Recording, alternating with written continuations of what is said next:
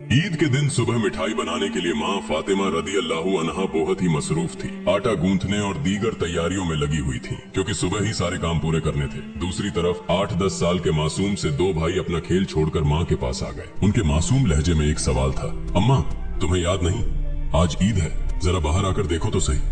मोहल्ले के लड़के लड़कियां नए नए कपड़े पहनकर कितना खुश हो रहे हैं और हम दोनों ने तो अभी तक नए कपड़े भी नहीं पहने। क्या इसका मतलब यह है कि हम आज ईद नहीं मनाएंगे? थोड़ी देर बाद वे फिर कहने लगे, अम्मा जल्दी से हमारे नए कपड़े पहना दो, हम भी उनके साथ खेलते खेलते ईदगाह जाना चाहते हैं। जब अब्बू आएंगे तो उन्हें हमारे साथ भेज देना, हम उनके साथ वापस लौट आएंगे। माँ ने बच्चों के सिर पर मोहब्बत भरा हाथ फेरा, उनके माथे को चूमा और बोली, अभी ईदगाह जाने में काफी वक्त है बेटा, तुम लोग बाहर जाकर थोड़ा घूम फिर आओ, फिर मैं तुम्हें नए कपड़े पहना दूंगी। हो सकता है तब तक तुम्हारे अब्बू भी आ जाएं, शायद वो तुम्हारे लिए नए कपड़े लेकर आए, तब मैं तुम्हें नए कपड़े पहना दूंगी और तुम अपने अब्बू के साथ ईदगाह चले जाना। अब जाओ बेटा, बाहर जाकर थोड़ा खेलो, इस बीच मैं अपने काम निपटा लूं। दोनों भाई बोले, जी अम्मा। फिर छोटा भाई अचानक सवाल करने लगा, अम्मा क्या अब्बू हमारे लिए नए कपड़े लेने गए हैं? माँ ने दोनों बच्चों को अपने गले से लगा लिया, उनके माथे पर प्यार से चूमा और अपने दिल के आंसू पोंछते हुए हंसकर कहा, हाँ बेटा तुम्हारे लिए नए कपड़े आएंगे, तुम्हें जरूर पहनाऊंगी। अब तुम लोग बाहर जाकर खेलो, सब ठीक हो जाएगा। माँ ने अपने रब पर यकीन करके अपने बच्चों को दिलासा दिया। दोनों भाई खुशी खुशी बाहर चले गए। माँ ने अपने आंचल से आंसू पोंछे और मजबूरी में अपने काम में दोबारा मशगूल हो गई। कुछ देर बाद दोनों भाई फिर रोते हुए घर लौट आए। उन्होंने कहा, अम्मा वे लोग हमें अपने नए कपड़े दिखाकर चिढ़ा रहे हैं। वे कहते हैं, देखो तुम्हारे पास हमारे जैसे नए कपड़े नहीं हैं, अगर होते तो तुम इन्हें जरूर पहनते। वे कहते हैं कि हमारे अब्बू कैसे हैं जो ईद के दिन भी हमारे लिए नए कपड़े नहीं लाए। वे हमें ईदगाह चलने को कह रहे हैं और बोल रहे हैं जल्दी से नए कपड़े पहन कर आओ, अगर आना है। वे खजूर के पेड़ के नीचे खड़े हैं और तब तक हमारा इंतजार करेंगे जब तक हम नए कपड़े पहनकर उनके साथ न चले। अम्मा अब्बू अभी तक क्यों नहीं आए? अम्मी हमें जल्दी से नए कपड़े पहना दो ताकि हम आपके साथ ईदगाह जा सके। मासूम बच्चों की इस गुजारिश को सुनकर अम्मी अपने जज्बातों पर काबू नहीं रख सकी। आंसू रोकना उनके लिए बड़ा मुश्किल हो गया, लेकिन बच्चे अम्मी को मजबूती से गले लगाकर खामोशी से उनकी ओर देख रहे थे। सब्र खो चुकी अम्मी अपने बच्चों को अपने सीने से लगाकर सिसक सिसक कर रोने लगी। कुछ ही पल में खुद को संभालते हुए अम्मी ने आंसू पोंछे और चेहरे पर जबरन एक हल्की मुस्कान लाते हुए बोली, अभी ईदगाह जाने का वक्त नहीं हुआ है बेटा, तुम लोग इतनी जल्दी क्यों कर रहे हो? नमाज के लिए अभी काफी वक्त है। इस दौरान बाहर जाकर थोड़ा घूम फिर आओ और देखो तुम्हारे अब्बू कहाँ हैं, उन्हें ढूंढ कर ले आओ, तब तक मैं अपना बाकी काम निपटा लेती हूँ। थोड़ा सा ही काम बचा है, अगर तुम्हारे अब्बू नए कपड़े लाते हैं तो मैं तुम्हें बहुत खूबसूरती से तैयार कर दूंगी, फिर तुम मिठाई खाकर अपने अब्बू के साथ ईदगाह जाओगे, ठीक है? दोनों भाइयों ने कहा, जी अम्मी। अम्मी ने अपने दिल को मजबूत करते हुए बच्चों को तसल्ली दी, लेकिन जैसे ही उन्होंने बच्चों के मासूम चेहरों की तरफ देखा, उनकी आंखों में आंसुओं का सैलाब उमड़ पड़ा। बच्चों को अपनी हालत का अंदाजा न हो, इस डर से अम्मी एक कमरे से दूसरे कमरे में जाती रही। इधर दोनों मासूम भाई परेशान होकर अम्मी अम्मी कहते हुए अम्मी के पास आए। उन्होंने कहा, अम्मी हम अब्बू को ढूंढने जा रहे हैं। अम्मी ने रोंदे गले से कहा, हाँ जाओ। उनकी आवाज में छुपा दर्द बच्चे समझ नहीं सके। बड़े भाई ने अफसोस जताते हुए कहा, अब्बू कहाँ होंगे? छोटे भाई ने बड़े भाई से पूछा, अब्बू कहाँ गए? बड़े भाई ने जवाब दिया, पता नहीं, चलो इधर उधर ढूंढते हैं। छोटे भाई के कंधे पर हाथ रखते हुए दोनों भाई अब्बू की तलाश में निकल पड़े। इधर अम्मी अपने दिल का दर्द कम करने का कोई रास्ता नहीं पा रही थी। उनकी बेचैनी और बढ़ गई। वह सोचने लगी, मैं अपने मासूम बच्चों को कैसे बताऊं कि आज उन्हें नए कपड़े पहनाने की सामर्थ्य हमारे पास नहीं है, फिर भी उन्हें कैसे तसल्ली दूं? और आज तो ईद का दिन है, वे मेरी बात क्यों मानेंगे? या अल्लाह, तुम्हारे अलावा कोई सहारा नहीं। ईद के लिए जो मिठाई बनाई है वह भी कई दिनों तक थोड़ा थोड़ा गेहूं बचाकर तैयार की है, उसी से हलवा और रोटी बनाई है, लेकिन नए कपड़े कहाँ से लाऊं? या अल्लाह, ये बोझ क्यों डाल दिया इस अम्मी के सिर पर? तुम तो सबकी हालत जानते हो, मैं इन मासूम बच्चों को कैसे समझाऊं? या अल्लाह, तुम रहमदिल और सर्वशक्तिमान हो, झूठ बोलना गुनाह है, यह जानते हुए भी मैं अपने बच्चों को झूठे दिलासे और उम्मीद देकर बहला रही हूँ, लेकिन अब मैं क्या करूँ ये तो बता दो। हे अल्लाह, तुम मुझे रास्ता दिखाओ, तुम मेरे गरीब पति की हालत जानते हो, तुम गरीबों के हालात से वाकिफ हो। हे रहमान, हे रहीम। यह कहते कहते माँ रसोई में चली गईं और जोर जोर से चक्की चलाने लगी। चक्की के घुर्र घुर्र की आवाज के साथ उनके दिल का दर्द भी बाहर आने लगा।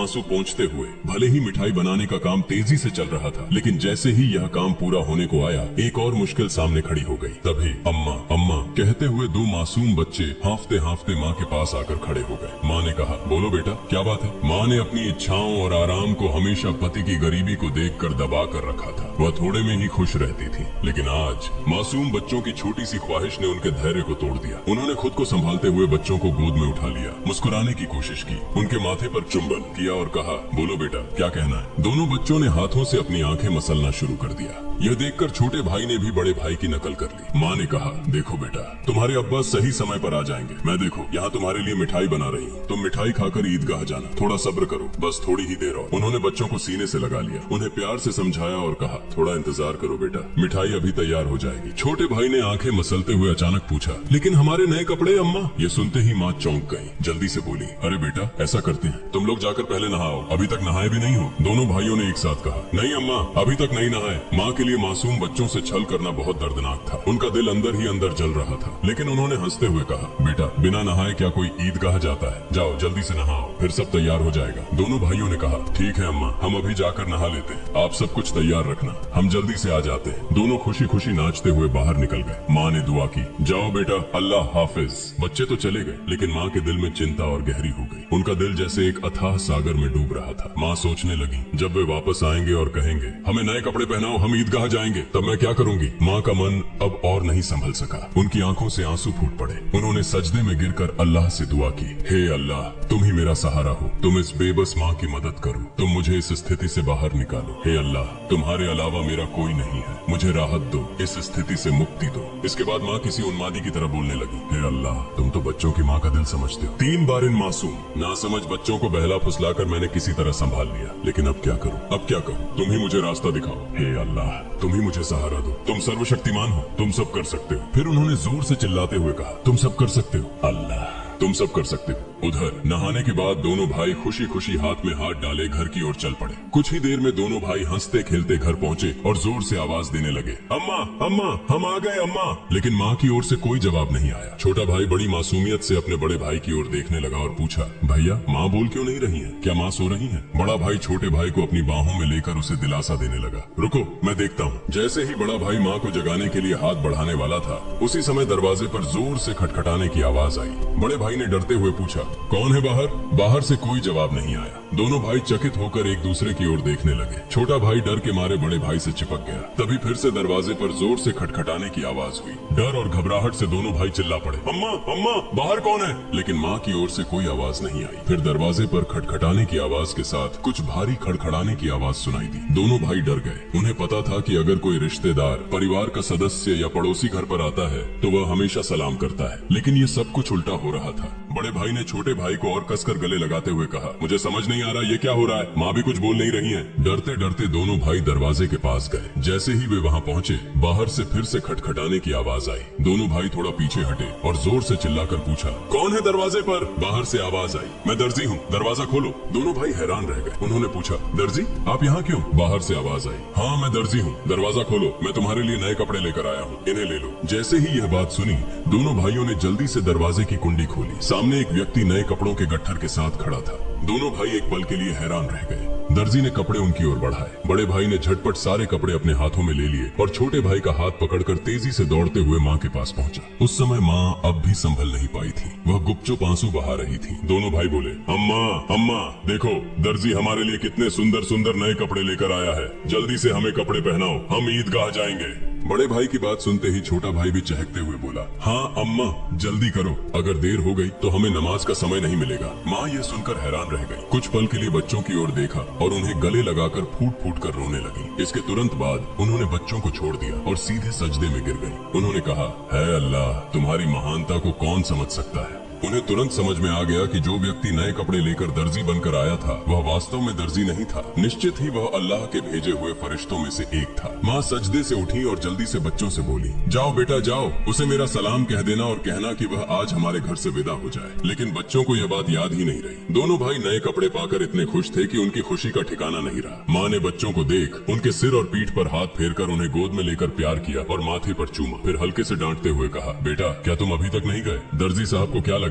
वे सोचेंगे कि इस घर के लोग कितने बदतमीज हैं। मेहमान बाहर दरवाजे पर खड़ा है और तुम यहाँ मस्ती कर रहे हो, तुमने उसे भूल ही गए। ये तो बहुत बड़ा गलत व्यवहार है। तुरंत जाओ, उसे मेरा सलाम पहुँचाओ और कहना कि वह आज हमारे मेहमान बने। जाओ बेटा, उन्हें बैठक में आराम से बैठने के लिए कहो। बिना देरी किए दोनों भाई दरवाजे की ओर भागे, लेकिन तब तक दर्जी घोड़े पर सवार होकर घर से बहुत दूर निकल चुका था। दोनों भाई जोर से चिल्लाने लगे, दर्जी साहब, ओ दर्जी साहब, अम्मा ने आपको सलाम कहा है, जल्दी वापस आइए, आज आप हमारे घर दावत पर आइए, हम बैठक का दरवाजा खोल रहे हैं। लेकिन दूर से हवा के साथ जवाब आया, अपनी अम्मा और अब्बा को मेरा सलाम देना, किसी और समय मिलने आऊंगा, अस्सलामु अलैकुम। दोनों भाई दौड़ते हुए माँ के पास आए और सब कुछ बता दिया।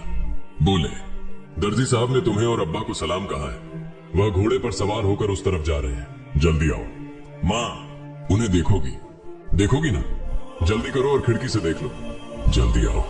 माँ, अगर देर करोगी तो उन्हें फिर नहीं देख पाओगी। दर्जी साहब कितने खूबसूरत लगते हैं। आओ ना।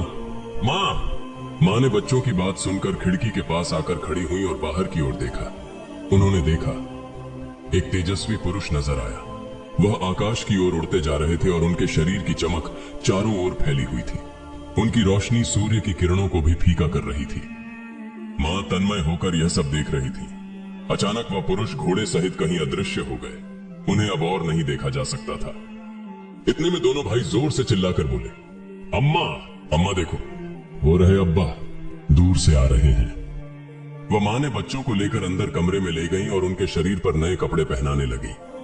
उसकी आंखों से खुशी के आंसू बह रहे थे। दोनों भाइयों ने हैरानी से पूछा, अम्मा, अम्मा तुम क्यों रो रही हो? माँ ने कहा, बेटा मैं क्यों रो रही हूँ यह तुम अभी नहीं समझोगे। तुम्हारी उम्र अभी इतनी नहीं हुई है, लेकिन आज से ये बात याद रखना, एक पल के लिए भी अल्लाह ताला को भूलना मत। अल्लाह को हमेशा याद रखना। जो हमेशा अल्लाह को याद रखता है वह कभी भी मुसीबत में नहीं पड़ेगा। अगर तुम इस छोटी सी बात को हमेशा अपने दिल में बसा लोगे और जिंदगी भर अल्लाह को नहीं भूलोगे तो देखोगे कि अल्लाह हमेशा तुम्हारी मदद करेगा। वायदे वह कभी तुम्हें कठिनाइयों में नहीं डालेगा। माँ अपने बच्चों को यही नसीहत दे रही थी और साथ ही उन्हें नए कपड़े पहना रही थी। जब बच्चों को सजाने का काम पूरा हो गया तो माँ ने सुरमे का डिब्बा लाकर छोटे बेटे की आंखों में सुरमा लगाया। बड़े बेटे की आंखों में सुरमा लगाते ही दरवाजे के बाहर से आवाज आई, अस्सलामु अलैकुम या फातिमा तुझ जहरा। अंदर से हजरत फातिमा रजी अल्लाह ताला अन्हा ने जवाब दिया, वालेकुम अस्सलाम या अली करीमुल्लाह। छोटा बेटा दौड़कर बाहर गया और चिल्लाने लगा, अब्बा आ गए, अब्बा आ गए। बड़ा बेटा बाहर जाने ही वाला था, लेकिन माँ ने उसे रोक लिया क्योंकि उसकी आंखों में सुरमा लगाना बाकी था। माँ थोड़ी गुस्से में बोली, बैठो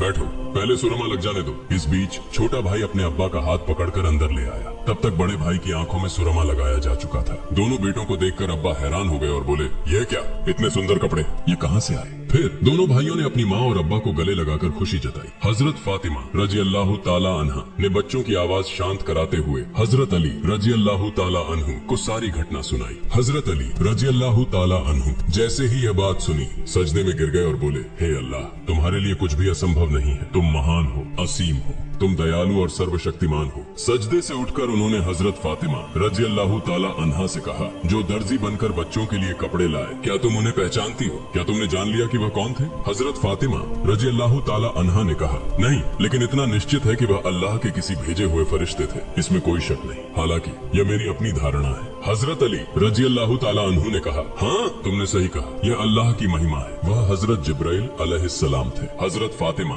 रजी अल्लाह ताला अन्हा की जुबान से अचानक जोर से निकला, अल्लाहु अकबर। यह कहते हुए वह भी सजदे में गिर गई। उन्हें देखकर हजरत हसन और हजरत हुसैन रजी अल्लाह ताला अन्हुमा भी अपनी माँ के पास गए और उनका हुबहू अनुसरण करते हुए सजदे में गिर गए। प्रिय दर्शकों, आशा है कि आपको यह वीडियो पसंद आया होगा। अगर अच्छा लगा हो तो इसे लाइक और शेयर करें ताकि अन्य मुस्लिम भाई बहन भी इसे जान सकें। और इस तरह की और वीडियो पाने के लिए हमारे चैनल को सब्सक्राइब करें। अस्सलामु अलैकुम।